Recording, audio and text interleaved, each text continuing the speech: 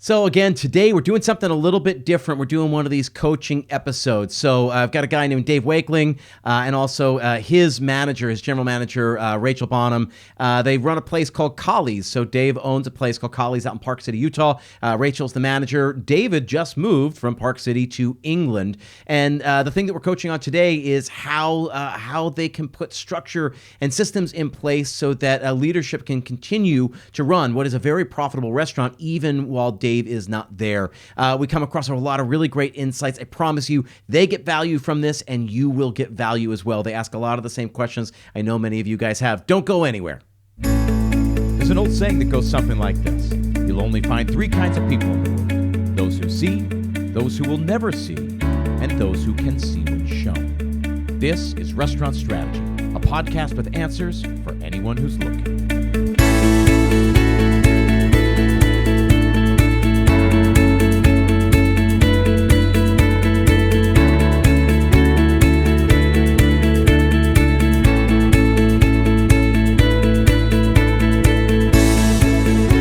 Thanks for tuning in. My name is Chip Close, and this is Restaurant Strategy, a podcast dedicated solely to helping you build a more profitable restaurant. We cover marketing, operations, and everything in between. Each week, I leverage my 20-plus years in the industry to help you build that more profitable and more sustainable business.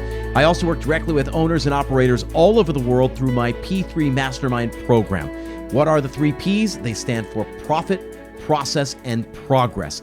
If you've got a busy restaurant but struggle to generate consistent, predictable 20% profits, then please set up a free 30-minute strategy session. I'll get to learn more about you and your restaurant. You'll get to ask more questions about the program, learn more about the program, ultimately to see if you're a good fit for the program. There's no pressure. Just set up that call. We'll have a great conversation. To get started, visit restaurantstrategypodcast.com/schedule. As always, you'll find that link in the show notes. Now, we all know managing costs is one of the most important parts of running a profitable restaurant, especially now. But between fluctuating vendor prices, waste, labor, and the never-ending list of tasks that demand your attention on a daily basis, it can be challenging for even the most experienced of us to manage costs well. That's where MarginEdge comes in. MarginEdge is a complete restaurant management software that automatically uses data from your POS and invoices to show you your food and labor costs in real time. Don't wait until it's too late. MarginEdge gives you tools to make decisions in the moment, like a daily P&L, price alerts on key ingredients, and real-time plate costs, all without ever having to touch a spreadsheet. Take control of your costs, work more efficiently, and be more profitable. Learn more at marginedge.com/chip. And yes, that link is also in the show notes. So I've got two guests on the show today, and again, today's format is a little bit different. We've been doing more and more of these episodes because I like the format so much, but this is going to be a coaching session in real time that was recorded for your guys' benefit, because hopefully you will get something out of this just by listening to a couple of operators work through the issues. So I've got a couple of guests today. David Wakeling is the owner of two restaurants, it's Collie's and The Notch. And we've got his general manager at Collie's, Rachel Bonham. Thrilled to have you guys here. To get started, why don't you introduce yourselves? You want to take it? I'll take it. Yeah, my name's Rachel. I've been working for David at Collie's Sports Bar and Grill for, this is my 9th full winter. So it's been about 9 years working for him. Started as a baby little server and just kind of climbed up the ladder, and now I manage. So that's me. It's good. And David? David Wakeling, as you said, opened Collie's just about 10 years ago, The Notch 5 years ago, and am currently trying to move to England, hence this coaching. Great. So that's one of the things. So we had a sort of a discovery call a few weeks ago where I got to hear what was going on, and we sort of mapped out what we would be talking about here. But I don't know the nitty-gritty, the nuts and bolts. So I'm sort of learning it in real time as all of you listeners are doing it. So, David, what brings you to England? That's mostly family. My dad's side's all from here, so I figured time to spend some years over on this side of the pond. And there's no snow. That's a big plus. We should say Collie's and the Notch are both in Park City, and so a lovely place to enjoy the snow. But if you're ready for a change from snow, so talk to me. So paint a picture for the listeners. David, so you opened up Collie's 10 years ago. Talk about what Collie's is. What spurred you to open it? It is a sports bar. A decent sized one, 25 TVs, every channel from DirecTV and Comcast. So you can imagine, we've got lots of remotes, lots of wall space. Right. Started it because I wanted a change. Of just instead of managing, I was offered an opportunity to own, and I took 50% of this business. With my dad was actually a silent partner. Well, not so silent anymore, but. It's a good thing. But yeah, so we bought this restaurant in 2013, and it was not an instant success, but after 2 or 3 years, it started getting really busy, and then after about 4 years, it really took off, and 5 years in, I opened up another restaurant. And then So talk to me about then what that restaurant is, the Notch. Similar to Collie's, it's still a sports bar, but it's a little further out in the woods, and it's more of a neighborhood watering hole. So only 5 TVs or 6, and just a nice local crowd and nice woodsy. If you're going for a hike, you can see the little log cabin in the woods and have a nice lunch. Yeah, kind of the last stop in or out of the national forest that's up there. So kind of. Yeah, it's beautiful out there in Utah. So then, Rachel, talk to me, because you made the joke. You said you've been there for 9 years. You started as a server and just never left. You just kept moving up. Talk to me about that. Talk to me about your journey. I think for the listeners, that it would be helpful to sort of give context. I came to Park City a little over 9 years ago, just as a seasonal ski bum, and I was looking for a part-time, extra money serving job, and pretty much got hired on the spot because my resume was pretty interesting, being a raft guide in the summers and ski bum in the winters. And I did go back home in Tennessee. I actually went back a couple summers. So I worked just winters for the first couple years, and then came back full time. And Dave actually kind of got me to quit the resort job and teaching and lift ops to work for him full time. Well, she complained about it every day. I did complain about it, yes, because no public heat towards Vail. I just they didn't pay a lot back then, so so I ended up going full time with Dave, and then I kept bothering him about bartending, and I begged him to let me bartend, and then as we got busier and busier, I feel like I kind of just stepped into more of the management role and was just like, hey, I can help you with these things. And kind of started out as like a shift lead or floor manager, I guess would probably be the best way to describe how I kind of just stepped into that role. And then I kind of just kept asking for more, just kept kind of demanding some more. And eventually just kind of, at the end of the day, kind of ended up taking over just by asking for more and getting trusted more and given more. And so it was an interesting journey, but I kind of just kept demanding more from Dave, and he was willing to give it to me. So. And in so many ways, that's not unique. The trajectory you just described, I think, will sound very familiar to a lot of people. It certainly sounds familiar to me as I think about my own trajectory through my first 10 or 12 years in the industry. That was sort of what happened. So the interesting thing about these two restaurants, so Dave, they're profitable. They're sort of doing their own thing. You're going to go be closer to family across the Atlantic. But one of the things we talked about is that you want to make sure that obviously business doesn't dip. It still maintains the level. It's still profitable and all of that. So talk to me about sort of what's the struggle now, or what's the thing that you're most concerned about at this point in the lives of these restaurants and in your sort of ownership? I think right now, especially since I've been gone, the last few years I've taken about half year off to go sailing. So I've been used to being gone, but this time Then I was gone and unreachable. I was on a boat in the middle of the ocean. Tough life. Yeah, you weren't reaching me. Now I'm very reachable. Obviously I'm about 7 hours ahead, but I have access to internet every day. I can call people every day.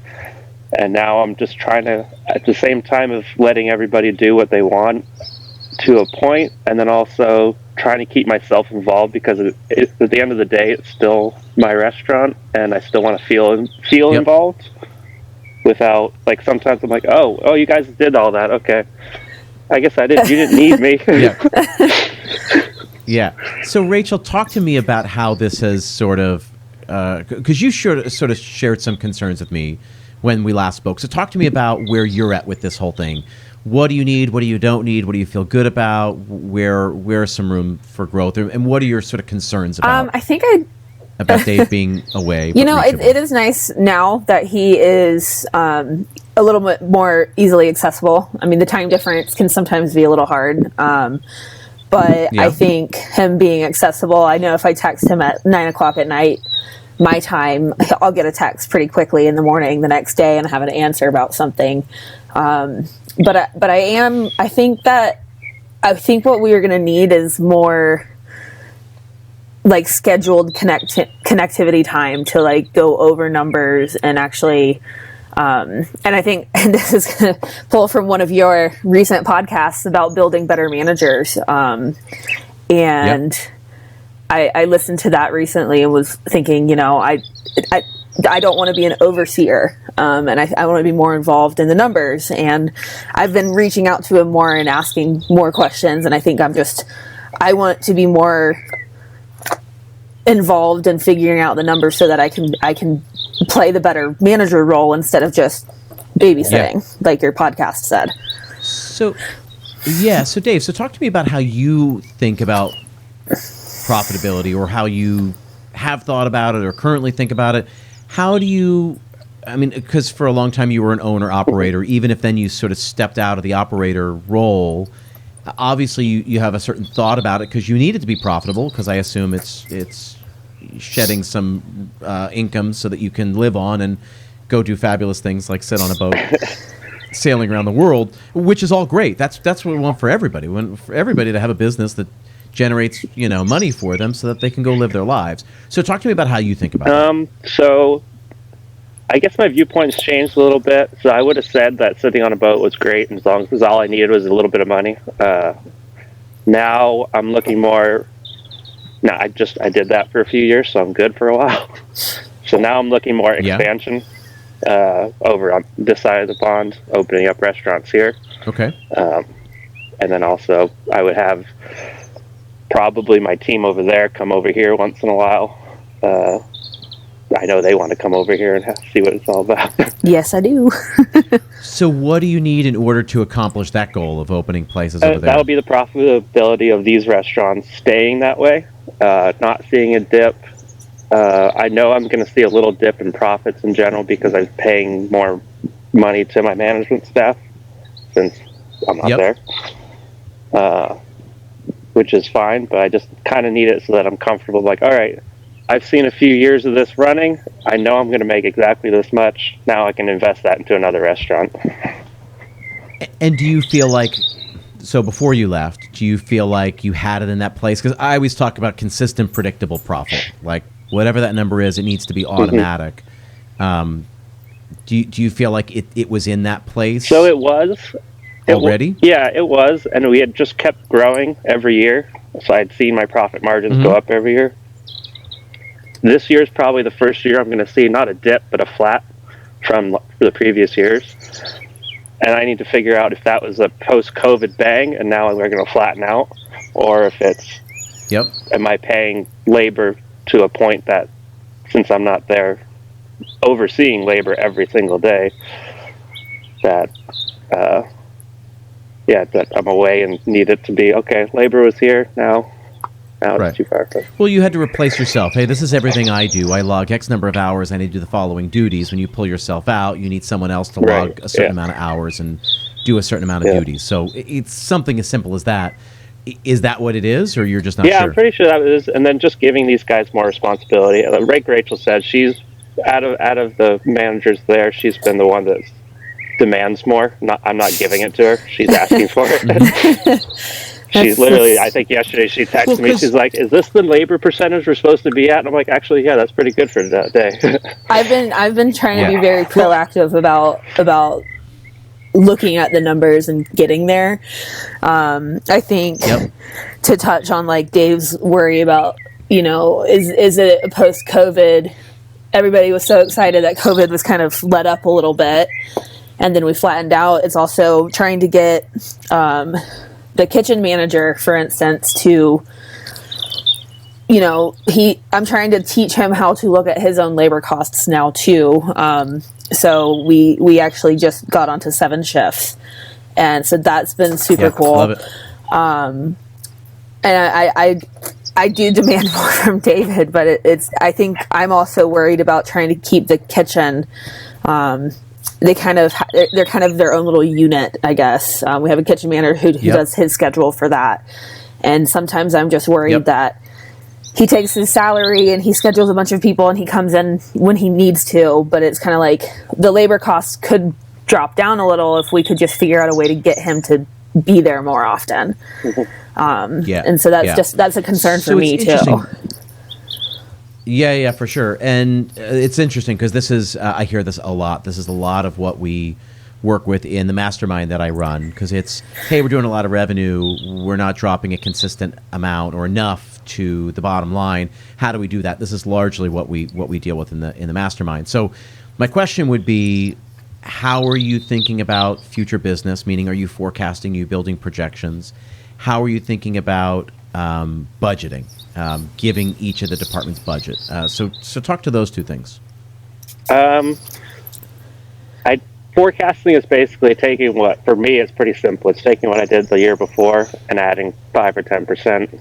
That's been a model that I've used for the last 10 years, and that's been working. I don't think it's going to work in the next few years, so I kind of need to reimagine that. As for budgeting, I use a pretty simple model of just keeping to your 30 everything, and we're usually under that anyways. But yeah, like Rachel said, the kitchen's kind of one of the big things, because when I was there and I needed the kitchen to cut labor, I just go in and tell Rogelio, hey, you need to take labor down, or I would just go in there and be like, look, here's your schedule, and I cross people off. Yeah. They don't need that. But he's been with me just as long as these guys, so they send a butthead, like, he doesn't quite respect their authority yet. So then here, let me sort of step in, and this will be my first piece of advice, because Dave, I think one of the big things that we have to sort out here on this call is what's the best way to utilize you. And I think what I want to be able to do is give you a couple simple tasks. It's funny because I was just dealing with this with a client in South Carolina, and one of the things that I told, basically we were just carving out a new role, like a director of operations. He's going to oversee all 5, soon to be 7 different restaurant units. And I said, right now you are the fire putter outer. Yeah. Everybody calls him to sort of whack-a-mole, to just put out the fire.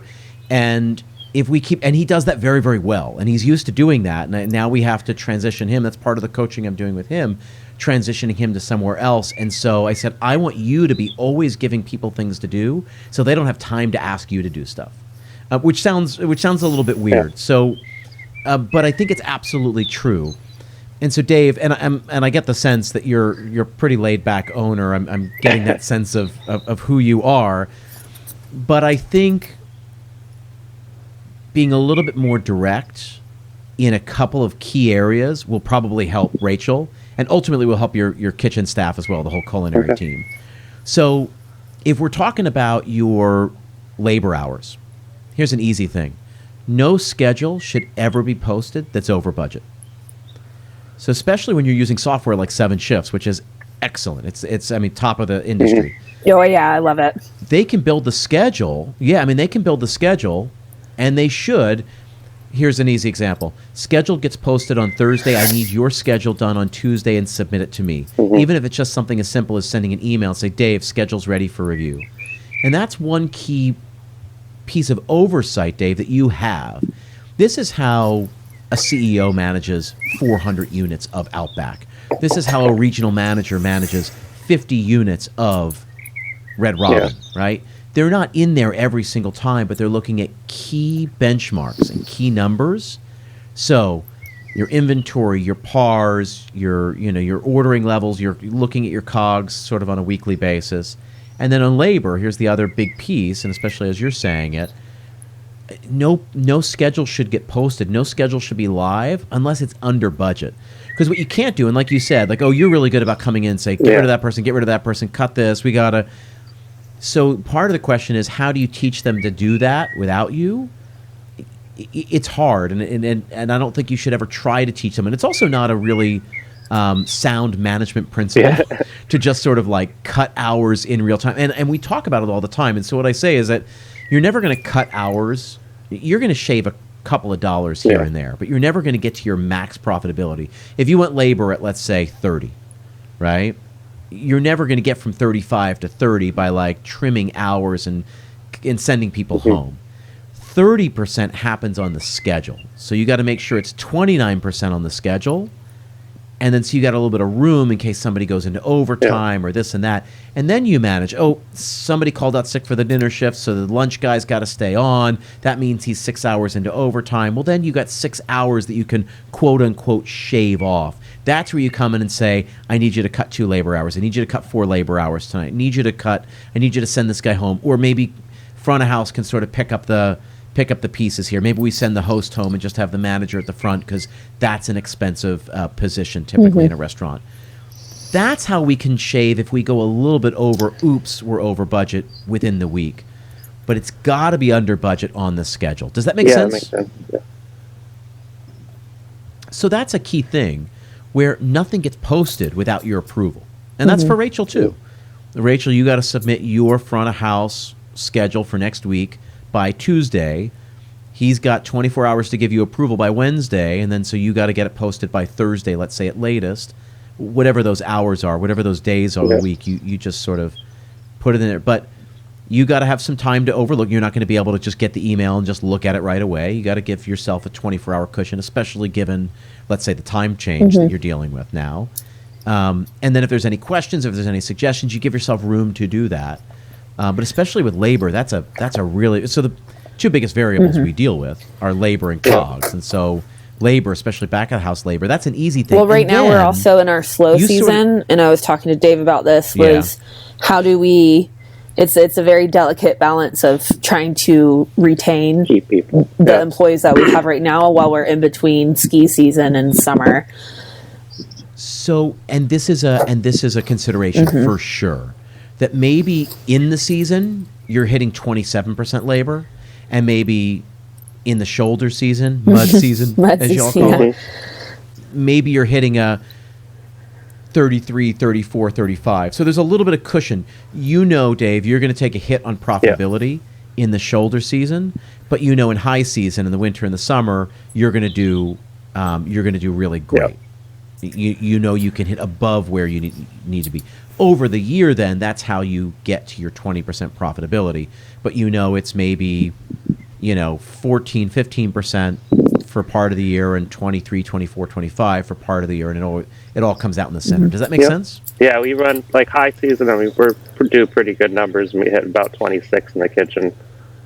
Amazing. So, but yeah, across the board, definitely hitting 35 in the off season sometimes. Yeah. And so let's look at it. And here's the other thing, Dave. This is where, and you're dealing with Rachel. I mean, you sort of said it. She said it. She's always looking for more, for more, for more. One of the biggest things you can do for your managers is educate them and empower them. I talk about this in the podcast all the time. The name of the game is education and empowerment. The thing that I didn't realize, I thought I hated management. And then I was shown how to manage. I was like, oh, this is fun. When you're taught actually what profitability is and how to get there, when you say to somebody who works for you, this is what I need you to do, and I empower you to make the difficult decisions to get it done, I sort of don't need to see that. I don't need to be a part of that. And Dave, that's sort of your role right now. You can't be there every single day. So sort of give that to Rachel and let her run with it. And then basically what you're saying is that, hey, I'm going to teach you everything you need to do to succeed. I'm going to empower you to make the decisions you need to make in order to do that. And I'm here to support you if you have any questions, concerns, if you can't get there. Yep. That's how you ultimately create a culture of ownership and buy-in, not just for Rachel, but ultimately, I think, for your kitchen team as well. Okay. Yeah. Yeah, I love that. I love Does that make yeah. sense? I definitely have been pushing for more, for him to show me more and teach me more. So, yeah, she was the one that pushed me to bring her to the expo and check it out. And obviously that's where we found you, and we found many other things to keep us busy for a few years. Yeah. Yeah, so Dave's talking about Bar and Restaurant Expo in Las Vegas, which I did a couple of episodes about. I met a lot of great people through my speaker sessions. Dave and Rachel are just two of them, and so we sort of mapped out this episode, this coaching. But that's how you start giving structure, Dave, to your absence. This is how you can be an owner from afar, because actually this is sort of the most important piece of what you do, and giving vision, setting revenue targets, right? So by setting revenue targets for your team, and again, you sort of do the same thing. Rachel, this is what revenue I need you to hit. I sort of leave it to you to be creative, think outside the box, make decisions that will get us to this revenue number. But ultimately, that's your revenue number. You're going to build your budgets off of that projection, and then this is and then it's very easy. Because it's all in black and white. It's unemotional. That's what you need them to hit. That's what they're going to hit. And then they can manage in real time. And you put little safeguards, little places in there. I always call them like little speed bumps, right? So that they can't go too fast. Yeah. And that's how you give oversight to that. And ultimately, then you'll have control over the big decisions. You'll make sure that they're doing it. And eventually Rachel's going to get to the point, right, where she's going to be your partner in another property, because she's going to outgrow this role. Sure. For example, this is every great manager. She's going to outgrow your role. She's going to say, hey, there's a really great opportunity. I want to partner with you on it. I want to be a partner in that. Because now she's going to be, at a certain point, she's going to be ready for that. That's how I she's lost going my to watch last you manager. make decisions. Now, today's episode of Restaurant Strategy is also brought to you by 7 Shifts. 7 Shifts is a team management platform built specifically for restaurants. Great restaurants are built by great teams, and 7 Shifts is your secret weapon to better understand your restaurant, to hit labor targets, and to keep your entire team connected. With drag-and-drop scheduling, in-app communication, task management, tip management, and more, it makes restaurant work a lot easier. From back-of-house to front-of-house, managers, franchise owners, and even larger corporate teams, 7 Shifts has benefits at every single level. Plus, it integrates with the other systems your restaurant already uses, like POS and payroll. Turn your team into your competitive advantage. Restaurant Strategy Podcast listeners get 3 months absolutely free. Get started by visiting 7shifts.com/restaurant strategy. That's the number 7, SHIFTS.com/restaurant strategy to get 3 months free and join over 30,000 restaurants using 7 Shifts today. And it's it ends up being a backhanded compliment, but the very best managers will move on or grow or continue to partner with you in a way that's really meaningful. But ultimately, you're gonna show her how to be a really great boss, how to provide just enough oversight and support for her to succeed. She's going to then do the same thing with the team that she oversees, her floor managers, her line level, servers, bartenders, all of that. That's how I'm coaching you guys. You guys are learning it. Dave, you're going to coach her. She's going to coach the managers. They're going to coach the line level employees. Same thing with the kitchen manager as well. You're going to show them, you're going to give them just enough room to be creative, but you're going to be set really clearly defined boundaries. The boundaries are the revenue. Yeah. The boundaries are the numbers you need to hit in order to maintain a profitable business. And when you do that, you're actually showing her not enough managers. I mean, Rachel, you brought up this episode I did a little while ago about having managers, not overseers, because I think we have a lot of overseers, certainly in this country, and not enough managers because they just simply don't know. They're not taught. And so it's one of my goals on this podcast is to teach, and one of my real goals in coaching is to help coach you, Dave, how to be a better hands-off owner and give the just enough support so that they feel like they can't fail. Like there's nothing they can do but succeed because you're giving them all the parameters to do so. Does that make sense? Yeah, definitely. Just a quick question. What do you think about So, like we were saying, so she is 7 hours behind. And I know things will come up. If it's 5 p.m. her time, I'm probably in bed, and if something random comes up. What do you think about spending limits when it comes to the refrigerator just went out? Do we buy a new one? Do we get a repair? What do we need? And the repairman says, well, it's going to cost you $2,000, or if you go out and get a new one, it's $4,000. Make that decision. I think it's a great question, and I love that we're having this conversation. This is this is now advanced stuff, which is great. And not enough managers are ever given the authority for this. So I'm going to turn around and ask you the exact same question you asked me. What do you think is that threshold? If I had to throw a number out there, I probably would have said 2,000. So if she can solve a problem for under $2,000, solve it. Yeah. And if it's anything more than that, we got to have a powwow about it. Here's the thing. If that's what your gut tells you, then that's the number you use for now. Yeah, and work off and see what happens. Right? Tim Ferriss wrote about this in his book, 15 years ago. When he opened his first business, it was a direct-to-mail, vitamin and supplement business. And he was involved way too much, and he had all these customer service people, and they were calling him all the time and emailing him all the time. And one of the best pieces of advice he ever got from one of his mentors was just saying, you figure out the threshold. If they can solve it for under a dollar amount, just have them solve it. You're going to empower them, give them ownership of it. And he talks in that book about how he started off at 50, and by the time he sold the company, it was like 2,000 or 2,500. He's like, I was so afraid to spend $100, and what I realized is that there's so much that they could do and actually be better customer service people if I just let them do it in real time on the phone while dealing with an irate customer. So if 2,000 is your number, go with 2,000, and I would put say 90 days from now, revisit it. Sort of revisit it, and actually be deliberate about revisiting it. So sit there and say, okay, what were all the decisions that Rachel made? Do we believe that? What were the decisions that you hadn't given her authority to make? I'm sure she's going to come forward with recommendations. So that refrigerator conversation, right? $2,000 to fix it, $4,000 to buy a new one. She's going to save that conversation now till the next day. She's going to get in touch, and she's going to say, this is the thing, I think we should do this. I'm sure she's going to have an opinion about it. I usually do. And really great managers usually do. And you'll revisit those decisions in a deliberate way 90 days down the line and say, how often did Rachel make decisions that I ended up making myself 12 hours later? Right. And do we up that threshold to 3 or 4 or 5,000? And then my other question would be, why did you arrive at that number?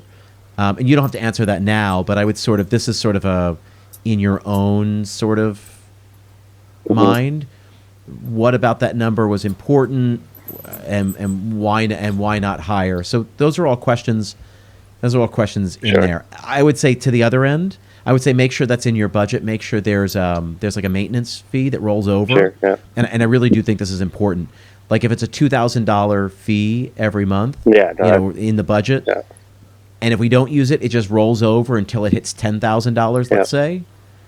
Here's another way of doing it, is you can say, you can tap into whatever that number is. So if that number's, you said 2,000, that's why I used 2,000. A lot of times people will sort of roll that for 6 months, so that would be 12,000. And at that point, that's just sitting in reserve. Any decision under $12,000, she then has the authority to make. That might be a way that we evolve this. I can see that. This decision making. Does that make sense? That's a good way to. That's a good way to budget it. Yeah.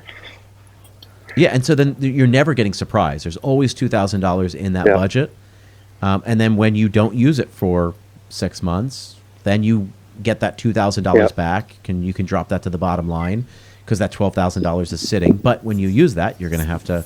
If you use $4,000 of that, then this month you're going to have to do a $2,000 in the budget. Next month you're going to have to do $2,000 in the budget. Make sense? Yeah, definitely. I like that.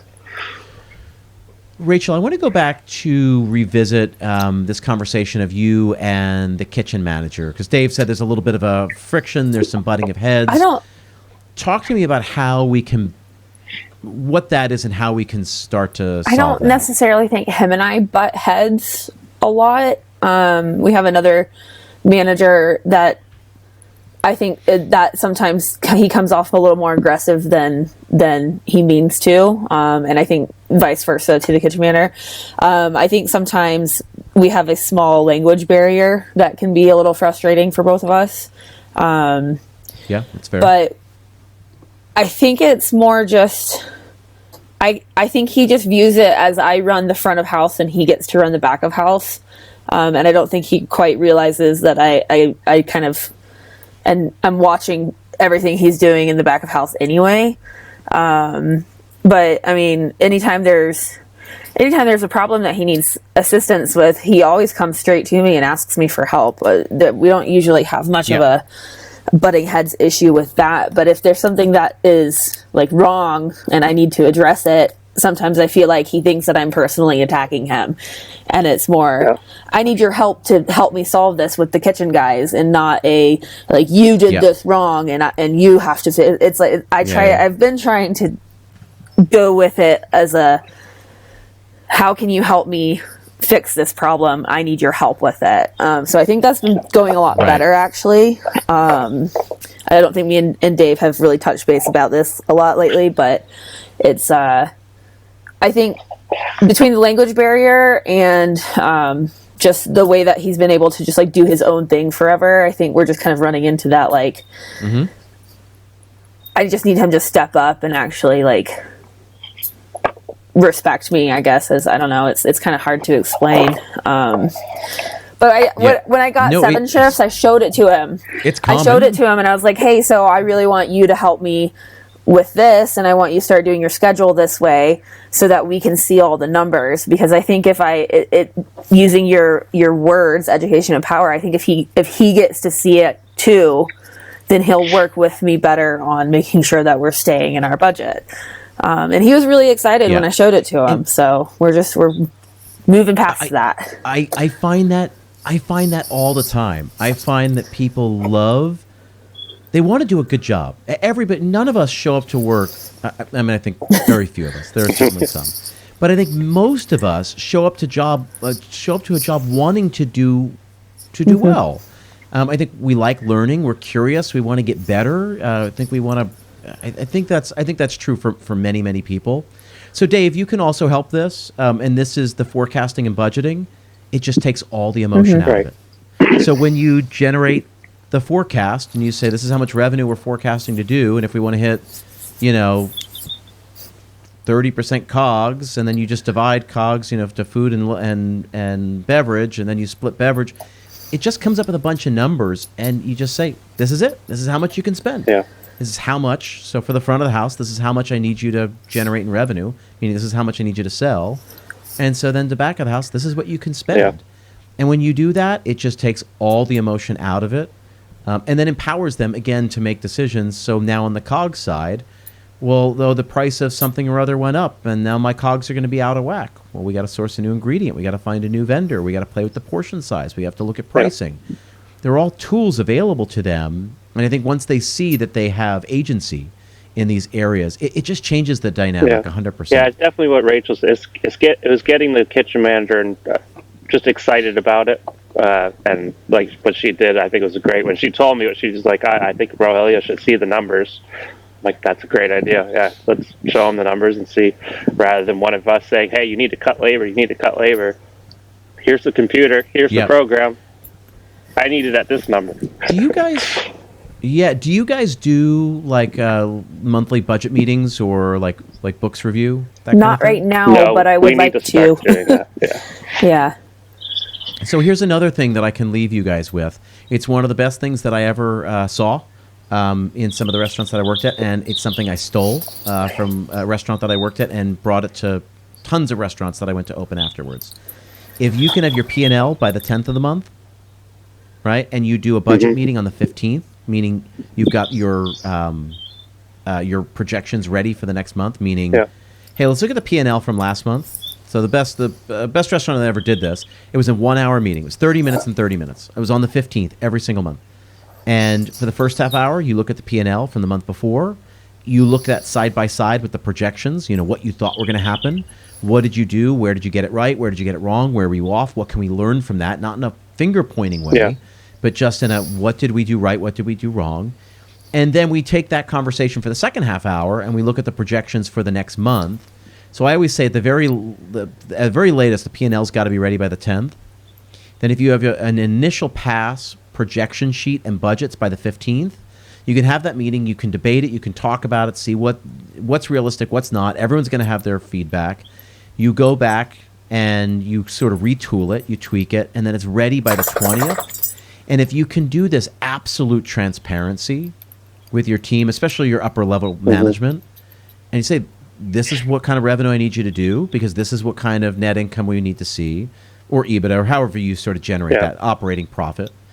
And if we want to do this, everything in the middle, this is where we need labor, right? This is where we need salaries and front of house labor and back of house labor, and this is where we need our beverage. This is where we need our food cost, all of that. This is how we have to be careful on kitchen supplies. This is our maintenance budget, all of that. If you can show all that, it shows the framework. I always use the football analogy, right? Like the head coach knows where everyone's going on a given play, but like the guard just knows I have to go block that guy to the left. And that guy knows if I just do this, I will have succeeded. Because if all 11 guys do what they're supposed to do, the play will be a success. And so the same thing is true in restaurants. If you just show people what they need to do, all I need you to do is this. All I need you to do is this. And if you succeed at that, we will all succeed. And if everyone just kind of takes care of what they need to do. So if you can do that, if you can start implementing that, Dave, I think that will also help you to manage this from afar. Yeah, that's great. Do you have a good bookkeeper accountant that can get you P&Ls steadily by the 10th? Oh yeah. Yes. Perfect. Great. And not every restaurant does. So if you can get that by the 10th, and then it'll be your responsibility, Dave. So one of the things that we will need you to do is have your projections, even if you're just adding 10% to last year's number.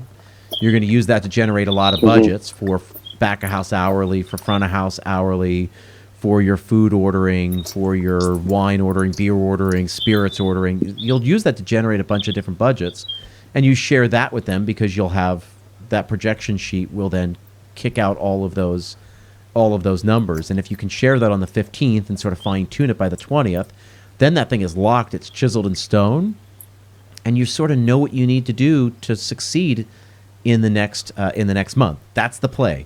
If everyone blocks left, blocks right, runs the route they're supposed to run, we'll win. We'll succeed. Make sense?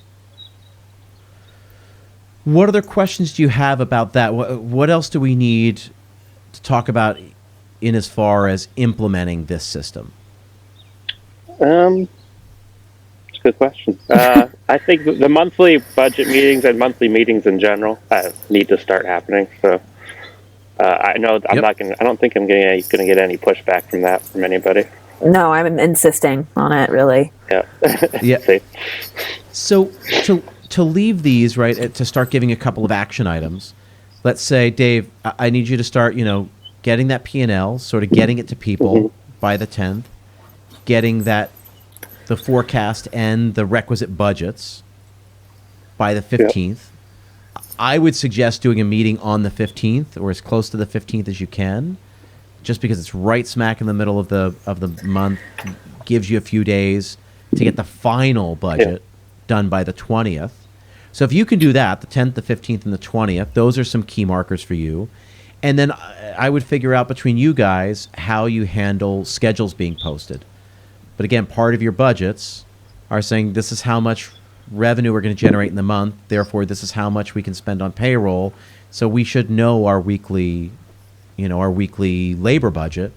And you need to get eyes on that before it goes out, before it gets posted. Yeah. So I would come up with a strict sort of, I need this email by this date. I'll have 24 hours and give you, yes, a thumbs up or a thumbs down with some suggestions. Yeah, okay. Yeah, I can definitely do that. I think those are a couple of easy things because labor is easy to get out of control. Mm-hmm. And Dave, then it puts you in the driver's seat because hey, I'd really like to hit 24% profit. Yeah. But I know in the shoulder season, that's not possible because my labor is going to be high and et cetera, et cetera. I'm not making the revenue, so the percentage of rent, rent takes up a bigger percentage in the budget. So you got to figure out, okay, we're not going to hit 24. It's probably only going to be 12 or 14 because of all these extra points that are in. But you have to dictate that. And then, again, you're giving them the parameters to succeed. If you just do this, I will be very happy. Makes sense. Yeah, Makes sense? Definitely. Cool. What else, Rachel? What else do you have? What other concerns or what other things should we be... What other support can Dave provide you from a distance so that you don't have to keep nagging him so you can just sort of do what you need to do? I think just starting with the meetings and giving me specific goals and targets to reach, I think is going to be a huge help. That's really where we need to go. Yeah, I definitely haven't been ever. I mean, I've never had a goal in mind because I've actually. I mean, I hate to say it, I wouldn't say coasted, but over the last 10 years, we've been blessed with that 10% just going up and up every year. And I'm like, and then we're always playing catch up with all these things, cost of goods and food. So I'm like, oh, we sold a lot, so we just need to add more people. We need to add more food. Yeah. And then now it's finally to the point of, okay, I can't add any more people because I'm not getting that much busier. Like, I don't. So I need to start figuring out the budget. It's the same system. It's the same system that you need if you want to step away, as if you want to sell, as if you want to expand and grow. And it's the same thing. What we're just trying to get is consistent, predictable profit and understanding what that is. And when you put a system into place, you can do anything. Then you can open up a new place and open up the new place even easier. You can open up a new place from afar if you want to open another place in Utah. You can do that because you've got the benchmarks, you've got the systems in place that they know, hey, if I do this, I will succeed. I will have made a profitable restaurant. Listen, it's great. Anything else, you guys, at this point? I mean, those are, I think, some key things that I would put into practice. No, that's a great start. I always say, and then report back. I mean, the beauty of, so when we do coaching, it's like we always finish and say, here are your action items. You're going to do the following things. I'd usually put a deadline. I'm going to let you guys put the deadline in it since this is a little bit different. But give yourselves a deadline. And then, again, put those dates in there of like when we revisit it. When we actively sit down and spend 15 minutes to say what's working, what's not working, it's super important. Anytime a restaurant is growing, anytime we're sort of changing what we normally do. But yeah, and you're right. I think the fact that you've been lucky, that you've been coasting for as long as you have and been doing it profitably, I think it's really good of you to sort of observe the fact that won't necessarily always continue unless we're deliberate about it. Yeah. Listen, I appreciate you guys taking the time. Hopefully this was helpful. Dave, I'm going to let you sound off real quick. Tell everybody where they can learn more about it, because I don't know, maybe there are people who vacation in Park City and they want to go find it. So where can people go to learn more about your two places? You can always Google Collie's Barbecue or just colliesbbq.com. We're there right across the street from the ski lift. So come on and ski with us or bike with us in the summer. We'd love to have you. Excellent. Rachel, any last words of wisdom as you've gone through this? And there are a lot of people listening who have, I'm sure, gone through a similar trajectory. Any sort of advice or insights you'd give having gone through this? I think just always being open to more education is going to be huge. If you think you know everything, then you've already failed. So you need to just keep your open mind and keep moving forward and evolve, because that's essentially what the restaurant industry is doing. It's always evolving. So if you don't adapt, you've already failed. So 100%. If you're the smartest person in the room, you're in the wrong room, right? Absolutely. Excellent. Listen, guys, I appreciate you taking the time. Appreciate you being willing to come on here. I know it's sort of a strange thing to do, but ultimately, I hope we helped you guys. And I'm sure the listeners listening got some value from this. So I appreciate all you guys being here. Thank you for taking time to share your story. Absolutely. No, looking forward to it. Thank you. Once again, I want to thank Rachel and Dave for taking time out of their day to chat with me, for sharing their story. I know it's not easy to ask for help, certainly not easy to do so in such a public space. I know they got value out of this conversation. I hope you got value out of this conversation. Again, I want to remind you that I run the P3 Mastermind program. I gather restaurant owners from all over the world together for 2 hours every single week. The program works. The profits are real. The impact we're making is real. If you want to learn more about it, get started by visiting restaurantstrategypodcast.com/schedule. Schedule a free 30-minute strategy session, and we'd love to tell you more about the program. We'd love to hear more about what's going on with you. Thank you for taking time out of your day, for making time in your week for this show. I really appreciate it. Thank you, and I will see you next time.